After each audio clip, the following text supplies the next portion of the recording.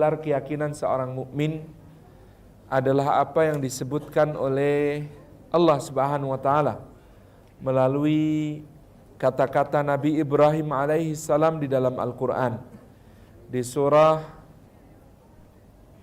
Asy-Syu'ara ayat yang ke-79. Di situ Ibrahim alaihi salam mengatakan tentang Allah Subhanahu wa taala, wa huwa alladhi yut'imuni wa yasqin. Walladhi huwa yut'imuni wa yasqin. Dan Allah itu adalah zat yang memberi aku makan dan memberi aku minum.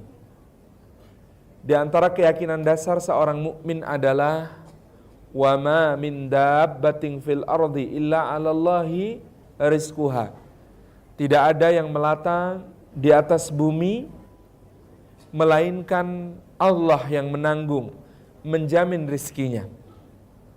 Al-Imam Ibnu Katsir dalam tafsirnya mengatakan dabbah adalah binatang yang bergerak, berpindah tempat dengan perut dan dadanya. Binatang yang tidak memiliki anggota gerak berupa kaki, apalagi tangan. Ini adalah binatang-binatang tingkat rendah yang Allah berfirman tentang binatang ini, wa ma min dabbatin fil ardi illa 'alallahi rizquha. Tidak ada yang melata di atas bumi melainkan Allah yang menjamin rizkinya. Maka kalau ini kias aulawi namanya, analogi untuk menunjukkan bahwa perkara yang lebih tinggi nilainya maka mendapatkan sesuatu yang lebih tinggi pula di dalam jaminannya. Kalau binatang yang melata dijamin oleh Allah rizkinya, maka lebih-lebih Bani Adam yang Allah telah berfirman tentang mereka, walaqad karramna Bani Adam. Dan sungguh benar-benar kami telah memuliakan anak keturunan Adam alaihi salam. Jadi di antara keyakinan imani kita kepada Allah Subhanahu wa taala adalah sebagaimana yang disabdakan oleh Nabi sallallahu alaihi wasallam, tidak akan mati satu jiwa, tidak akan mati seseorang melainkan sesudah Allah menggenapkan untuknya semua rizki yang telah ditulis baginya di Lauhil Mahfudz di sisi Allah Subhanahu wa taala. Maka rizki ini Bapak Ibu jangan keliru faham. Rizki bukanlah angka-angka gaji. Rizki bukanlah apa yang bisa dibeli. Rizki bukanlah apa yang dikuasai. Rizki adalah sesuatu yang dinikmati di dalam kehidupan dan disebut rizki yang berkah jika kenikmatan itu mengantarkan kepada kenikmatan kelak di akhirat. Maka banyak, kalau kita masih mengira rizki itu sesuai angka gaji, tidak juga. Banyak orang gajinya besar, ternyata rezekinya sudah kecil. Dan banyak orang yang gajinya kecil, ternyata rezekinya kecil. Kecil semua gitu kan. Tabarakar Rahman. Ini saya punya cerita. Satu saat saya naik pesawat, kebertepatan nggak kebagian kelas ekonomi, Mas. Dapatnya kelas bisnis di Garuda, dan itu kalau kelas bisnis di Garuda itu alhamdulillah nggak ketemu pramugari. Ketemunya budenya pramugari. Sudah senior gitu ya. Ini mengurangi ujian bagi lelaki gitu kan. Kemudian Masya Allah di samping saya duduk seorang bapak umurnya sudah jelang 60-an. Dan ketika yang namanya di kelas bisnis itu datang-datang sudah dapat welcome drink, minuman gitu ya. Milih minumannya apa, kemudian dikasih makanan ternik-ternik kecil-kecil samploan itu gitu ya. Masya Allah, tapi memang enak gitu. Tapi lah bapak di samping saya ini kok tidak makan apa-apa, beliau cuma megang gelas isinya air putih, tapi ngeliatin saya makan dengan pandangan senewan. Terus saya kan tanya, Pak, loh kok nggak dahar Pak? Kata dia, nasib dek. Loh kok nasib gimana? Dulu waktu muda itu saya pengen makan enak, nggak kuat beli ya dek. Sekarang kuat beli nggak boleh sama dokter. Mau makan gurih kata dokter jangan Pak, kolesterolnya. Mau makan manis kata dokter jangan Pak, diabetesnya. Mau makan asin kata dokter jangan Pak, hipertensinya. Mau makan kacang saja loh Dek, itu jangan Pak, asam uratnya. Nah, saya bercanda sama beliau, saya kasih tahu Pak, menurut penelitian terbaru kacang itu menurunkan asam urat. Oh, kok bisa Dek? Iya Pak, turun dari mulut ke perut terus ke kaki. Oh sampean itu bisa saja Dek. Ngobrol punya ngobrol, ternyata beliau direktur utama salah satu BUMN terkemuka di Indonesia. Dan saya tanya Google, nah sekarang ini kan fas'alu Google in kuntum la ta'lamun gitu ya. Maka tanyalah Google kalau kamu tidak tahu. Ini kira-kira gajinya berapa? Saya tanya Google, ternyata ketemu gajinya sekitar 250 juta per bulan. Nah sama dengan kira-kira yang gajinya 250 juta per bulan, makannya merdeka siapa? Masya Allah, tabarakar rahman. Saya kemudian ngangen, ya Allah. Kadang-kadang orang itu mengira rezekinya adalah hasil kerjanya. Ada orang bekerja seumur hidup, membanting tulang sampai linu-linu, memeras keringat sampai kering semuanya gitu ya. Terus ditumpuk-tumpuk hasilnya gitu luar biasa, umur 63 tahun di depositonya ada angka 20 triliun. Tapi besok pagi wafat. Besok paginya wafat. Itu yang 20 triliun itu hasil kerjanya beliau, tapi rezekinya siapa? Macam-macam Pak, jalannya bisa macam-macam, Allah distribusikan kepada yang sudah berhak tertulis di Lauhil Mahfud dari hasil pekerjaannya itu. Maka Masya Allah jangan kepedean kalau gajinya besar, belum tentu rezeki penjenengan. Dan jangan khawatir kalau rezekinya kecil. Kalau gajinya kecil, boleh jadi memang Allah menyediakan gaji kecil karena panjenengan akan dapat rezeki yang besar dari arah-arah yang lain. Karena rezekinya orang bertakwa itu gimana Pak? Saya dulu waktu kecil 13 tahun di pondok itu ditepuk sama kiai saya, Allahu yaram Kiai Mu'tamid Khalil. Beliau mengatakan, Salim, besok kalau gede nggak usah jadi pegawai negeri ya. Lah kenapa kiai? Bapak saya pegawai negeri, ibu saya pegawai negeri, kakek saya pegawai negeri. Kata beliau, lah pegawai negeri itu rezekinya bisa diduga, gajinya bulan depan sudah bisa diperkirakan gitu. Padahal orang bertakwa itu wa yarzuqhu min haitsu la yahtasib, diberi rezeki oleh Allah dari jalan yang tidak terduga. Itu saya nggak bisa tidur semalaman. Wah, gitu kan. Akhirnya saya berkesimpulan yang keliru bukan jadi pegawai negeri yang gajinya tetap atau pegawai swasta yang take home pay-nya jelas seperti jenengan. Yang keliru adalah mengira bahwa itulah rezeki. Yang keliru adalah mengira bahwa itu satu-satunya jalan rezeki. Mboten, banyak sekali rezeki. Makanan enak, lezat, nikmat, harganya mahal, penampilannya bikin gemes. Coba kalau pakai makanan mahal itu gawean Perancis itu Pak, piring gitu ya. Terus ada ikan sairis kecil gitu kan. Terus kemudian dihiasi sayurannya godong siji gitu kan. Kemudian ada pastanya di apa? Kemudian ada sausnya itu di tetes-tetes kecil gitu ya. Itu harganya seamploan bisa untuk beli motor gitu kan. Makanan yang mahal seperti itu bisa dibeli. Yang namanya chef Dudonyong di Paris, Prancis itu kalau menghidangkan makanan begitu, jenengan pengen menikmati racikannya, harus pesan beberapa bulan sebelumnya, bayarnya mahal. Tapi yang namanya nikmatnya makan, itu Allah yang bagi-bagi. Lah ada bapak-bapak, mungkin bapak panjenengan macul di Gunung Kidul dari jam 8 pagi sampai jam 10 gitu ya, udah capek, lemes itu istrinya datang, bawa tenggok isinya, teh panas wangi sepet legi kental, ditambah nasi ketan ditaburi parutan kelapa. Masya Allah, nyamleng. Jadi nikmatnya makan Allah yang bagi-bagi. Kamar hotel berbintang, kasurnya empuk, mendut-mendut, paling mahal di dunia bisa dibeli Pak. Di Burj Al Arab di Dubai, layanannya diklaim bintang 7, satu-satunya di dunia. Hotel bintang 7. Kalau di Indonesia banyak bintang 7. Puyer obat sakit kepala gitu kan. Di sana cuma satu itu, 350 juta per malam saya dengar terakhir, yang paling mahal itu. Kalau saya tidur di sana, enggak bisa tidur, mikir lembayar gitu. Orang mikir lembayar katakan digratisin, mbok dinai mentai wae rak ya luwe manfaat gitu ya kan, mikirnya begitu. Tetapi kemudian, Masya Allah, nikmatnya tidur, Allah yang bagi-bagi. Kadang-kadang ada anak pemulung lebih nyenyak tidurnya, lawang bantalnya kayu, alasnya kerdus, selimutnya koran. Apa buktinya lebih nyenyak? digugah angel gitu. Dibangunkan susah, Masya Allah. Jadi yang namanya rizki, Allah yang bagi-bagi di tangan Allah, maka jangan ukur rizki dari apa-apa yang ada di dalam angka-angka, apa-apa yang ada di dalam hal-hal yang kemudian kasat mata, belum tentu. Ada pengusaha rumah makan di Jogja, omsetnya miliaran per bulan, tapi nyuwun sewu, nggak bisa tidur di kasur. Kalau tidur di kasur, punggungnya sakit, Pak.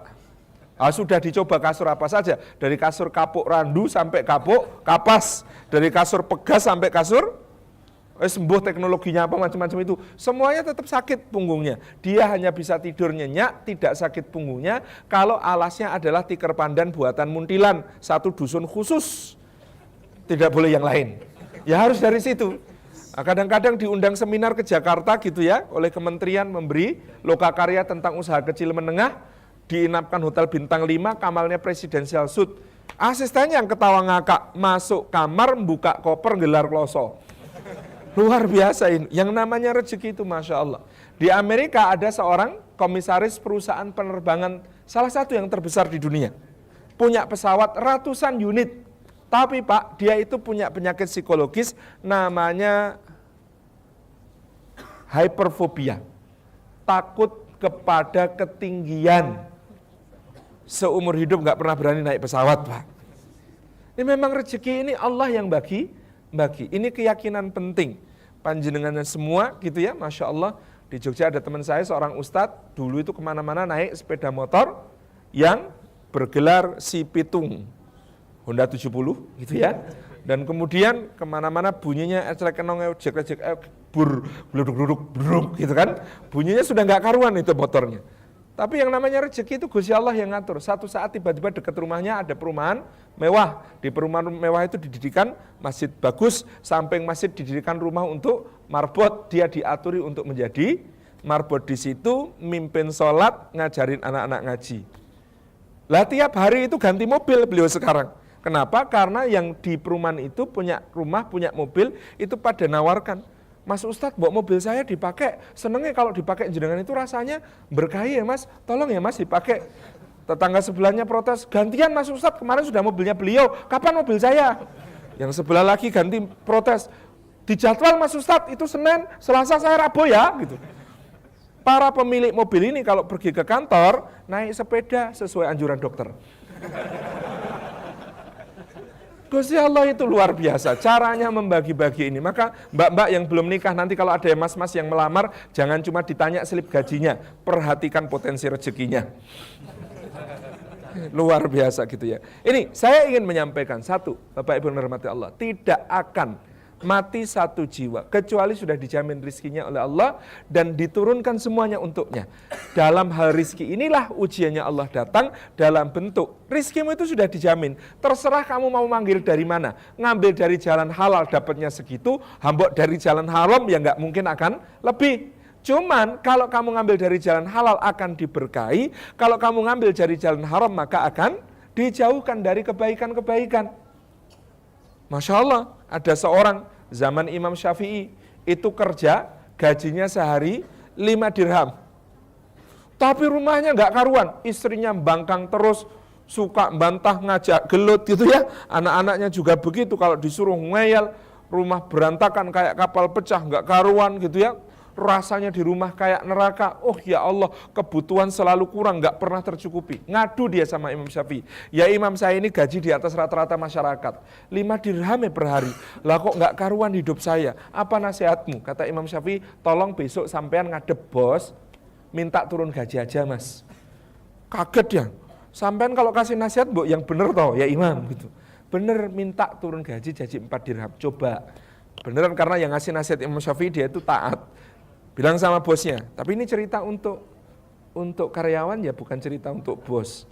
Nanti ada karyawan ngadu sama bos, kok saya hidupnya susah ya bos. Oh mungkin gajimu kebanyakan, repot ya. Nah orang ini kemudian mengatakan kepada bosnya, bos dipotong aja bos 4 dirham saja. Tenanan? Iya, akhirnya 4 dirham. Setelah gajinya 4 dirham, dia ngadep lagi setelah sebulan sama Imam Syafi'i. Ya Imam, sekarang itu ya sudah agak cukup, tapi pas-pasan ya 4 dirham itu. Lah istri saya itu ya juga kalau sekarang mulai nyenengkin ya, merengutnya masih lebih banyak. Anak saya itu dikongkon juga mangkat, tapi debat dulu 5 menit minimal. Lah gimana terusan ya Imam? Kata Imam Syafi'i, lah yang mbok dikurangi lagi jadi 3 dirham. Cilok mumet nih kata dia gitu. Waduh, beneran ini? Ya, akhirnya kemudian 3 dirham. Gajinya sesuai yang diminta. 3 dirham, ketika 3 dirham, Masya Allah, istrinya jadi solihah. Anak-anaknya jadi solihin dan solihat gitu. Tetangganya jadi solihun gitu ya. Semua orang terasa begitu baik kepadanya. Rumah tangganya kembali sakinah, mawaddah, warahmah. Anak-anaknya kembali qurrata a'yun semuanya. Kebutuhan semua tercukupi bahkan berlimpah. Kadang-kadang malah kemudian sedekahnya bisa banyak. Masya Allah. Dia menghadap Imam Syafi'i lagi mengatakan, ya Imam sebenarnya rahasianya gimana? 5 dirham kayak neraka, 3 dirham kayak surga. 5 dirham gak pernah cukup, 3 dirham berlimpah. Gimana ceritanya? Al-Imam Syafi'i menjawab dengan sebuah syair. Jamal haram ilal halal liyuksiruh, dahwalal haram alal halal fabuksiruh. Ada orang itu suka ngumpulin yang haram kepada yang halal, dia kira bisa jadi banyak. Padahal kalau haram masuk ke yang halal, maka pasti akan merusak. Tabaraka Rahman. Ini pesannya bukan jenengan minta pengurangan gaji, tetapi jenengan bekerjanya sesuai job desk, gitu ya. Karena ini tadi kemudian gajinya over daripada job desk. Ceritanya konon orang ini kerjanya cuma jaga gerbang. Lah jaga gerbang kok 5 dirham gitu ya. Ternyata haknya adalah 3 dirham. Kalau 3 dirham itu hakmu, 2 dirham bukan, 2 dirham masuk ke 3 dirham, maka bukan nambahin namanya, itu akan ngerusak gitu. Ini yang luar biasa dari yang disampaikan oleh beliau rahimahullah ta'ala. Nah Bapak Ibu yang dirahmati Allah, ini jangan sampai keliru pengajian ini. Nanti mengira, wah rizki sudah dijamin, rasanya nyambut gawe, cah gitu. Tidak usah bekerja. Bukan, kalau rizki sudah dijamin, berarti tujuan pekerjaan kita bukan mencari rizki. Apa tujuan pekerjaan kita? Ibadah. Kita ini harus memindahkan kekhawatiran kita dari yang sudah dijamin menuju yang belum dijamin. Kalau rezeki sudah dijamin, rasa khawatir. Yang perlu kita khawatirkan, apakah besok kita masuk surga apa enggak? Lah, itu belum dijamin.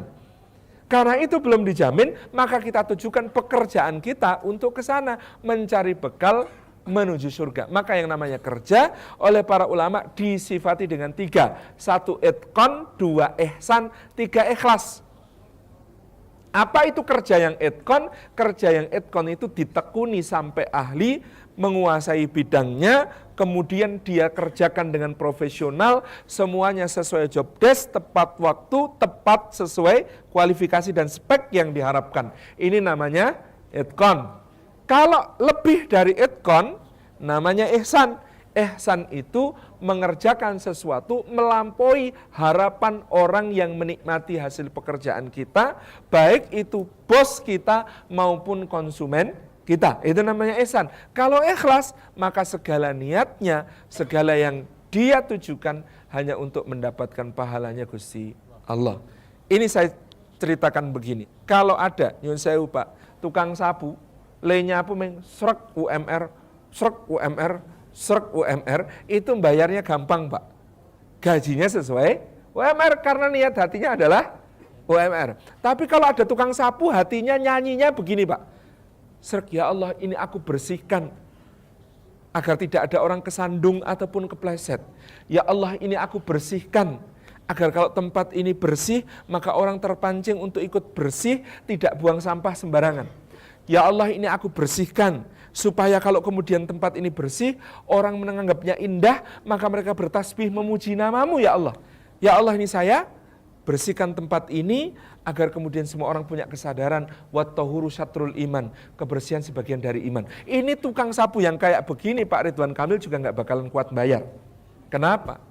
Yang bisa dia bayar cuma ikhtiar dohirnya, hatinya, niatnya, niat yang sangat tinggi nilainya di hadapan Allah, maka itu hanya Allah yang akan bisa bayar. Kalau penjenengan bekerja dengan kelayakan dibayar 1 miliar per bulan, lah kok gajinya misalnya cuma 5 juta per bulan, maka penjenengan sedang nabung 995 juta kebaikan di sisi Allah. Itu pasti akan dibayar Gusti Allah. Bentuknya macam-macam. Bisa istri solihah, anak solihin solihat, tetangga solihun solihun, kesehatan, kebahagiaan, bisa tersenyum. Ada yang ngira rumang sani, kita ini kalah bahagia dibanding yang sogeh-sogeh. Enggak Pak, hambok saya ini observasi antara mobil Suzuki Carry yang Pajero panas jobo jero itu. Dengan mobil misalnya Mercedes-Benz S-Class di seluruh dunia ini dikumpulkan, ditandingkan prosentasenya antara yang bahagia di mobil Suzuki Carry dengan yang bahagia di Mercedes-Benz, banyak mana? Saya kok berani mengira, meyakini, menduga bahwa banyak di mobil Suzuki Carry. Wah, mobil Suzuki Carry itu disupiri bapaknya, anaknya 5 gitu ya, berkelahi satu sama lain, loncat-loncatan, ketawa-ketawa gitu ya, idik-idikan, geli-gelian gitu ya, macam-macam itu bercanda gitu ya, rebutan kerupuk, macam-macam gitu ya. Masya Allah itu ceria sekali. Tapi banyak mobil Mercedes S-Class itu yang nitih, yang naik itu ndoro-ndoro putri, nyonya-nyonya, itu sangunya sapu tangan, Pak. Nangis di mobil.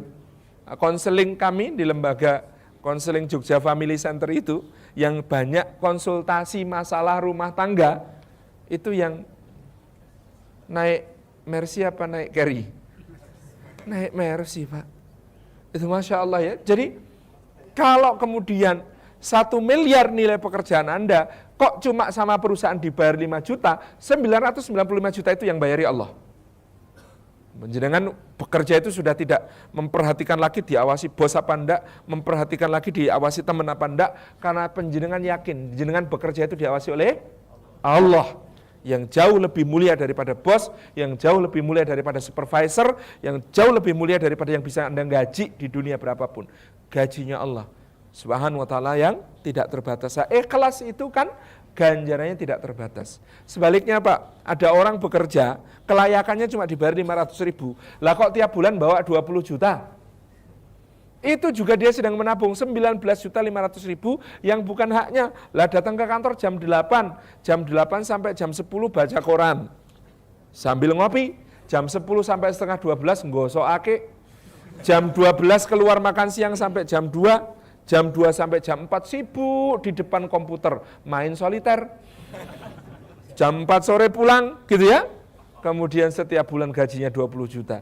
Ya pasti akan kemudian harus membayar 19.500.000 yang itu menjadi utangannya. Maka kemudian inilah bekerja kita itqan, ditekuni sampai ahli, bekerja kita ihsan, dilakukan kalau bisa melampaui apa yang menjadi harapannya orang-orang yang menikmati pekerjaan kita, sampai pada ikhlas karena semuanya dikerjakan karena Allah.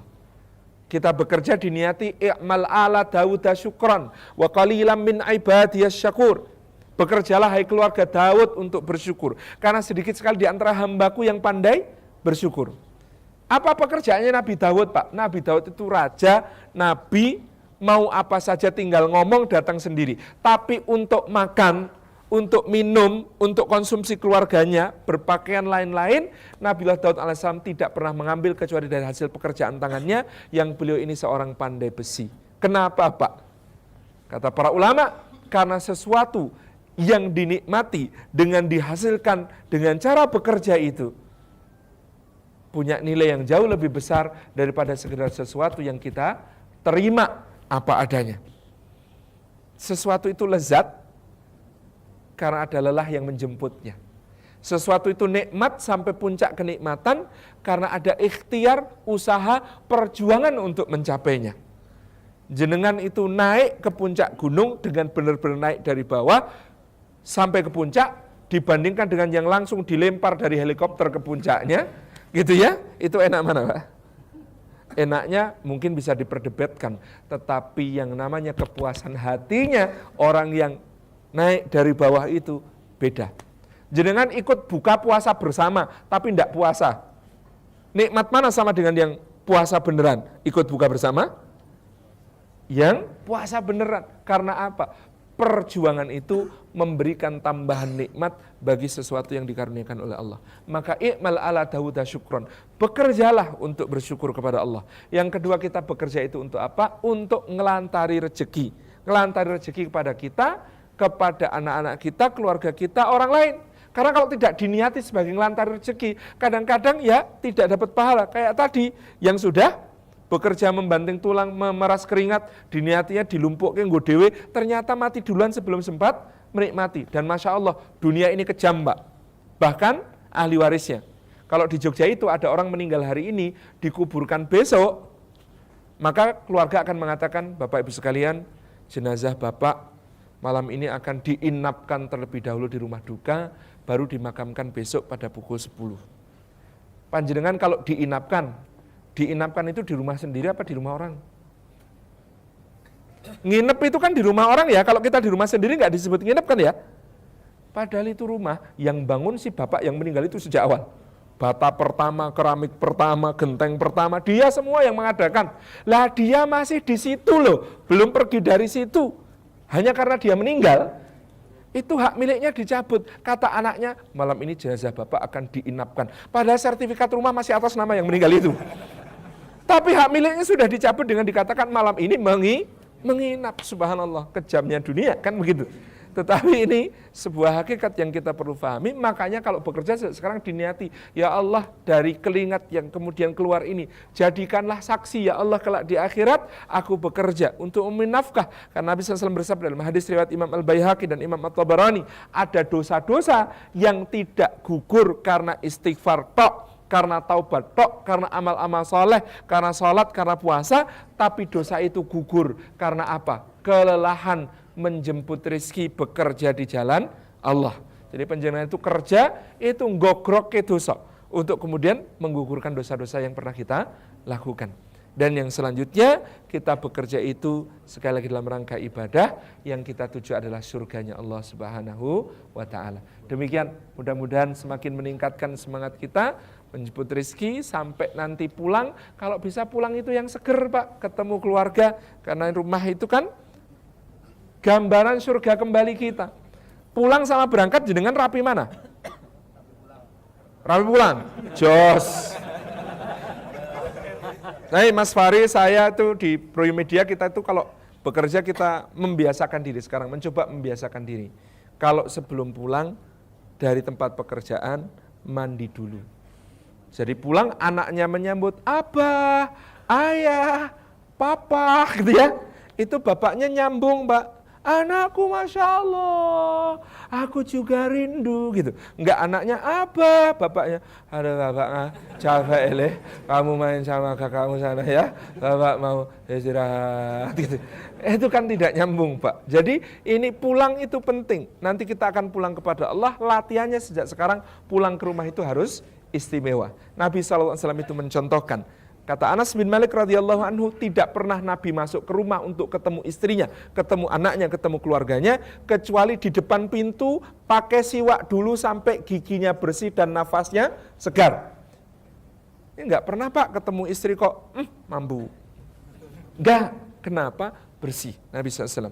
Bahkan dalam sunnah pulang dari jihad fisabilillah itu, Nabi itu membiasakan para sahabat jangan langsung masuk kota, jangan langsung pulang ke rumah, ngecamp dulu di pinggir kota Madinah yang ada mata airnya, disuruh-suruh mandi, ganti baju yang baik, pangkas yang perlu dipangkas, cukur yang perlu dicukur, rapikan yang perlu dirapikan, pakai wewangian, kemudian utusan diutus pulang juga ke Madinah. Untuk apa? Mengatakan kepada para istri, hei para istri besok suami pulang loh. Loh terus gimana? Rumah dibersihkan, makanan kesukaan suami dimasakkan, dia mandi bersih, pakai pakaian yang bagus, dicintai suaminya. Misalnya gaun pengantin dipakai lagi kalau masih cukup. Kalau masih cukup dan dulu tidak nyewa, gitu kan? Pakai lagi kemudian, Masya Allah, dalam hadisnya itu nyuwun sewu sangat vulgar. Sampai-sampai dikatakan dalam hadis itu, agar para istri sempat untuk mencukur rambut kemaluannya, menyambut suami yang pulang. Jadi pulang itu harus istimewa. Kalau Anda pulangnya selalu istimewa Pak, nanti insya Allah berangkat kerja itu semangat. Kenapa? Nanti pulang loh, gitu.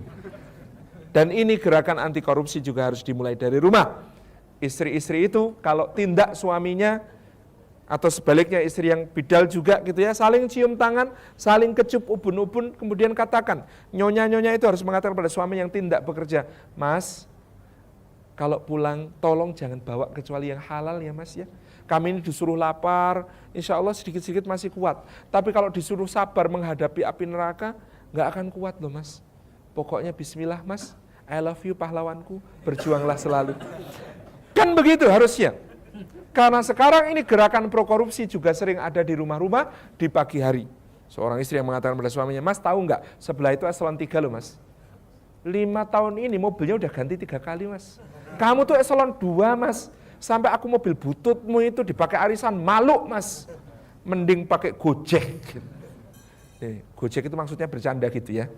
Dulu kan kereta api zaman dulu itu suaranya Jogojek. Masya Allah, tabarak rahman. Ini yang akan menjadikan value bekerja kita luar biasa. Karena kita pulang ke rumah juga istimewa. Kita bekerja juga dalam rangka ibadah kepada Allah Subhanahu Wa Taala. Sampun jam 1. Wassalamualaikum warahmatullahi wabarakatuh.